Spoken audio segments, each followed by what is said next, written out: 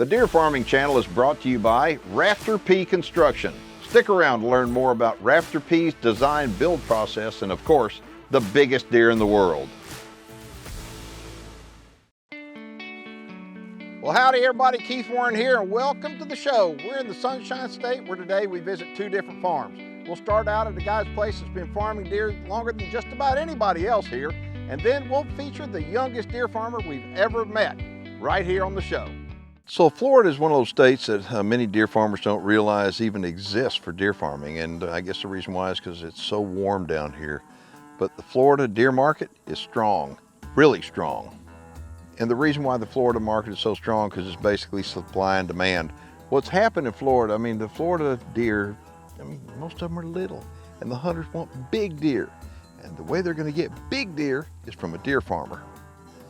My name's Mike Mansfield. We're at High Xpectations Whitetails here in LaBelle, Florida.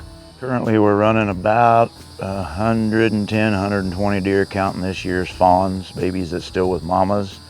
We're on about 15 acres here, just bought 5 acres next door. And that's about as big as I want to get it this time till one of the boys decide to take it over. So I've known Mike Mansfield for 15 years, I guess. And I've been at his farm several times. We've done several shows throughout the years. And every time I'm with Mike, I realize that Mike's main reason that he likes to do this is because of the love of the deer. It just so happens that Mike is he's a leader down here in Florida. I mean, he has helped so many people through the years get started in the deer farming industry because he's got a giving heart. I mean, Mike is very knowledgeable about it. He's enthusiastic about it. And it's all because of the love of the white-tailed deer. So when I come to a farm, I want to go to a buck pen. I try to figure out what is the first thing that comes to my mind. What is my first takeaway from it? And the takeaway that I have every time I come here is, number one, your deer are gentle. Okay, that's the number one thing. I mean, look at the behavior. But number two, I mean, they're typical. You know, your deer, every single time I've been here, they're typical. And there is one thing that I'm noticing here, though, that several of these have got messed up one sides. What happened? Keith, we had like maybe a little mini tornado come through here, and the hail was horrible, about ping pong ball size when they're about 4 inches out of their head. Mm-hmm. And you can tell exactly where it hit them, and they just split off, and you know, they did what they do when they get a damage on the top side. Well, there's some of them that the hail didn't get to, like that one right there. And I mean, look at him. He is absolutely gorgeous. So, okay, how many you got in here, and what are the tag colors? Tell everybody about the age class. There's about probably 35 bucks in here, Keith. The black tags are going to be our yearlings, our first set of antlers. Yellow tags are 2, and then it goes on from there. I got a couple green tags in here I kept from last year that are 3. And what's the blue? The blue is 5. That's a deer. That's a perfect dream son that I sold and went back and got. The guy never worked on him. He didn't have a real tight program. That means that deer's tough. Okay. I went back and bought him. This guy right here with the long brow tines, who is he? That's Big Guns. Oh. BG is what we call him as a nickname, but he's 4 this year, and he's a big deer. Yes, he is. I love his look. We've been working for 4 or 5 years now on the brow tines, adding length to the brow tines, and you can see it's starting to come together. Oh, he's got them. He's got them. We breed a lot. In addition to the CWD susceptibility that we're trying to get ahead of, we breed a lot for just predictable production. I want that typical look coming out of these deer. And you may be wondering where the end game is for these deer. The end game for these deer are going to be sold to people that have big preserves that want these genetics on there. Right. And the end game down the road is at some point the genetics out of these animals is going to be used to increase their property value, and also for hunters. When hunters come and they want to hunt, they want to hunt for animals that are genetically superior. Right. So therefore that's going to be the end game, and it may be a year, it may be 5, and maybe 10 years down the road, but the genetics from places like Mike's are going to impact in a positive way these preserves all over. Yeah, and don't take how comfortable these deer are standing in this pen. When they get released out there in a big preserve, they return to a deer within 3 days. And the thing is, and it is hard to find them, but the good news is that the genetics are out there. That's right. Boy, I like him right there. Yeah, that's a beyond control. Really? That's a beyond control 2-year-old. The yellow tags are 2. Yeah, well, beyond control, that's a deer that I hadn't heard that name in a long time, but he's got a lot of deer in the registry underneath him. But right now, folks, we're going to take a look at a doe. You say you got a doe that needs some help? I got a doe that's, her babies are number 1 and 2 this year, so they're right at ready to wean.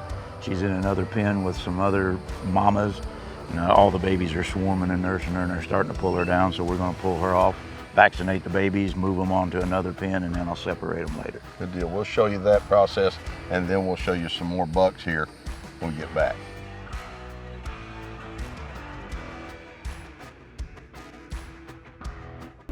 Now it's time for viewer feedback. All right, so this is off of Facebook Messenger from a lady by the name of Amanda. She says, you have really inspired our twins as well as our 7-year-old son. Our girls are bent on being veterinarians and pushing forward to being in politics to save the deer industry all over. I have to filter them tons when they do their videos. I guess they're doing some videos, but anyway, Amanda, thank you. You know, it's wonderful to hear positive feedback from people, and wonderful to know that this television show can have a positive impact on not just adults, but on kids alike. So thank you very much for that. If y'all have a question or a comment, you can head on over to Facebook and shoot me something on Messenger, and I'll get back with you, I promise you, or you can shoot me an email. Thank you. Deer and Wildlife Stories, we'll be right back. My name is Sammy Dawes. I am part of High Expectations with Mike Mansfield, and this is our dog Brutus. High Xpectations Whitetails is located in LaBelle, Florida. That's approximately 30 minutes east of Fort Myers. This is the second week of August, and we are so happy to have Keith Warren back on the farm. You just never know where he is or what he's up to. He and Mike do a lot of talking and a lot of visiting. Not only does he come out here to film the farm and see what we do here, but he's also a friend of ours, and we enjoy the time that he gets to spend here. So, like I said, we just never know where he is. He wanders around the farm and checks things out. And this year, he's it's been a couple of years since he was here, but this year it's been a nice visit with him, and we've had a lot of fun filming and talking about the deer and just having a good time with him. What we're going to do this morning is we're going to knock down 2 of my fawns that are ready to be weaned. What we do is we go ahead and do our CD&T vaccination. We worm them. We just check them for everything while we have our hands on them. We're going to take their baby tag out and switch them over to their permanent big old tag. We're going to relocate them. We're going to relocate the mother to a new pen, a clean pen. We're going to clean their pen up and prep them to wean. What we try to do is we try to do these 3 or 4 stressful events on the fawn while they stay with the mother. So they're going to be getting vaccinated, getting wormed, getting retagged, getting relocated, and the mother's going to stay with them to reduce the stress on that fawn. And then in a week or so, we'll be able to we'll part them out. We'll either walk the mother out of the pen or we'll walk the babies out of the pen, and they'll go to their weaning pen where it's another stress, but we have spread that stress out over several weeks. So it's not so hard on them. All right, so you vaccinated the doe and fawns, okay? Right. Tell everybody about these bucks. Do you vaccinate them, and if so, why? I do a very marginal vaccination, Keith. I give them a CD&T when I wean them, and anytime I put my hands on them. So very little once they get older. Okay. Just guarding them from tetanus, a little bit of Clostridium. I mean, at the end of the day, we're having these deer feed, and that's not really what they're built to eat. Yeah. So Yeah. I feed a lot of hay and stuff, so I vaccinate for Clostridium. Really, that's it, and I worm. Okay. That's it. All right, so describe your typical customer. In Florida, my typical customer is going to be someone with a passion for the deer. There's probably 50-50 that want it as a deer business, a breeder business, but majority of them here, they're either running their own preserve and they want to raise bucks and stuff there, started out as a passion, or it's just for their private stuff and they're going to turn deer loose. A lot of that's going on. We're like number 3 or 4 in the United States on high fence being sold here in Florida. Yeah. A lot of people are fencing their places and they want better genetics. Well, the genetics have been shot out in just about every place in the United States, and that's right. the reason why people deal with deer farms, period, to be able to get deer like that. That's right. I'm going to point something out. Mike helps everybody. I mean, he's been doing this for 25 years, and his clients, I mean, he's started so many people up in the deer farming industry here in Florida. His clients, he works one-on-one with. Absolutely. And the reason why is he wants to make sure that those clients are successful. And whether it's handling little, fawns like we just got done, or handling the deer like this, I mean, you want to make sure that everybody is successful. Absolutely. And I think, how many breeders are there now in Florida? Oh, they say on math there's 400 licensed to have whitetails. There's probably only maybe 150 that really participate in the deer whitetail. I will tell you this, everybody that is participating in the whitetail industry in Florida knows Mike Mansfield. And the reason why is because he does what he says he's going to do. He started a lot of people up that are very successful in the deer farming business, but he's growing deer like this. And I'm telling you, I'm amazed every time I come out here at how typical these deer are. I mean, they're starting to push some extras, but right now it is the second week of August. This is a really good time of year to come out and see what these deer are going to finish like, because they've only probably got another week or so to go. That's right. They're starting to shrink and turn black now. So if somebody is interested in deer farming, or somebody is a current deer farmer in Florida and they want to come out here and see you, what do they need to do? Just give me a call. I'm in area code 239-851-6864. Catch my email. Best way is to give me a call. If I don't answer, text me, but that's the best way to get a hold of me. And I'm telling you, after the break, we're going to head over and we're going to introduce you to what will be the youngest deer farmer I've ever done a show with. And anyway, his dad is actually a deer farmer, but this young kid, he thinks he's the deer farmer. And we'll introduce you to him in just a little bit. So right now we're down by Lake Okeechobee. This is John Entry. He's with Rocking JE Whitetail Deer Farm, right? Yes, sir. And I mean, John is a relatively new deer farmer. He hadn't been deer farming all that long, but he got most of his deer from Mike Mansfield. And later on the show, we're going to go with Little John, John's son, and we're going to show you some deer, kind of hang around, see what a 6-year-old deer farmer does. But tell me about the bucks in here. So we got Heatstroke. He's a 2-year-old. He's out of High Heat and a 2028 doe. Wow, that's good blood, and he is a pretty deer. I mean, he's real nice, pretty typical. And who's that green tag in there? He's heavy. He looks like a 3-year-old. Who's that? Yes, sir. That's my little boy's buck, which Little John can tell you all about him later on. Okay, all right. And I'm sure he'd be glad to do that. All right. Okay, and you had mentioned there was another deer in here, Big Mo? Yes, sir. All right, tell me about Big Mo. Big Mo, he's the granddaddy of the pen. He's a 7-year-old Gladiator 2 buck. Oh, wow. I want to point out that at the beginning of the show, we went to Mike Mansfield's farm, and most of your deer genetics did come from Mike, didn't they? Yes, sir. Okay. Yes, sir. And it's for that reason you're going to look out here and you're going to see these bucks are real pretty clean, typical deer. And is that one reason why you chose to go with Mike? Because there are a lot of breeders over here to get deer from. Yes, sir, there is. I went with Mike. He's got a lot of the Texas genetics that in the South here. We need something that's going to hold up to this environment and all our parasites that we have down here. And they got a lot of bugs. I mean, it's warm down here in Florida, and what happened is before the borders closed here in Florida, Mike brought in deer from Texas. Okay. And those Texas genetics turned out they were a good investment for him, and they're helping be a good investment for you. And you can tell they're really nice, pretty typical deer. So that's awesome. Okay, so how many deer do you have total, and how many acres is the farm on? Well, the farm's on about 11.5 acres, Okay. Keith, and we got a little over 30 head of deer. Okay. All right, and currently you're bottle feeding deer, right? Yes, sir. But not all of them. No, sir, not all of them. We have a select few that we like to bottle feed. Okay. And what we're going to do after the break, we're going to go and we're going to start out showing you what a 6-year-old deer farmer does, at least part of a job on a deer farm.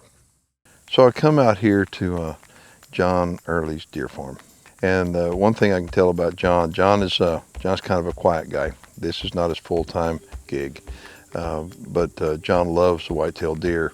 And that passion is not just between him and his wife. I mean, Becky, you'll see her making bottles or feeding the babies, doing whatever she needs to do to help out. But they also got another helper, and his name is Little John. And Little John has been deer farming a long time now. He may be only 6 years old, but listen how long he's been deer farming. Okay, so you got one in there. He's got a yellow tag. Who is that one? What's his name? Which one? The one that's got the yellow tag, the real pretty one. See him there? Oh, Heatstroke. Heatstroke. How old is Heatstroke? 2. How old? 2. 2? Oh my goodness. So what do you think of him? Is he a pretty good one for you? I love his horns. Yeah, I love them too. I mean, they look good. Now, I think Big Mo and High Heat had the best horns in this pen. wait a minute. You said Big Mo? Big Mo and Which one? Where's Big Mo? the one right there. Okay, which one? Tell me. Okay. Just buying one right beside Bullet. Oh, he's pretty. How long you been farming deer? Before I was born. Before you're born? I was gonna say, I think you've been doing it a long time. That's for sure. But and what are you, 6 now? Yes, sir. Okay. Yeah, this is My whole life I've been knowing deer. your whole life you've been deer farming?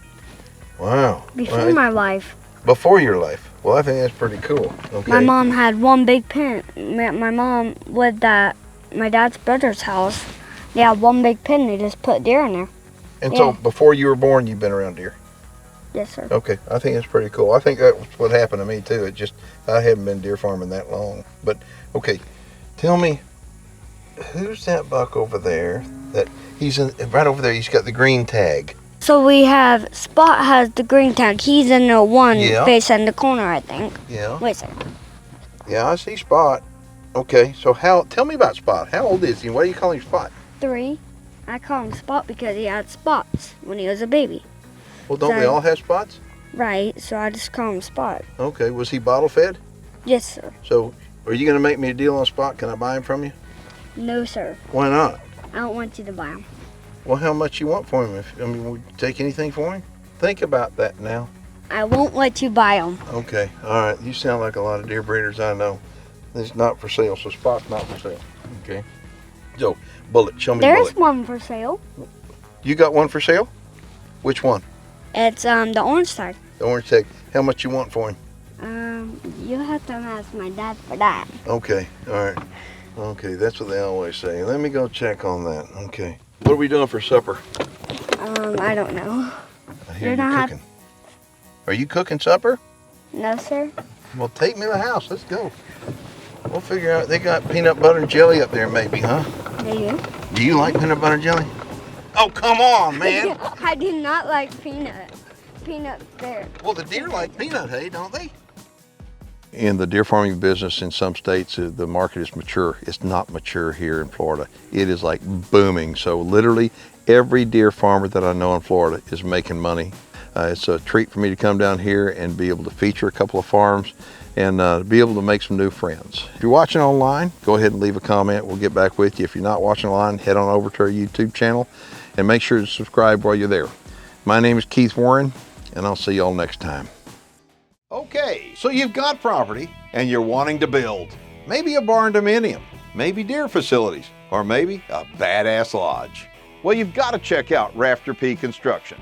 Rafter P Construction is the leading design build contractor across the state of Texas. Specializing in quality farm and ranch design build projects, Rafter P Construction encourages their customers to be very hands-on, incorporating your input into every aspect of your project with their in-house design teams. The goal of Rafter P Construction is to be your builder for life. Rafter P Construction, they'll be with you every step of the way to build your dream project. All the while, keeping quality and customer satisfaction at the forefront.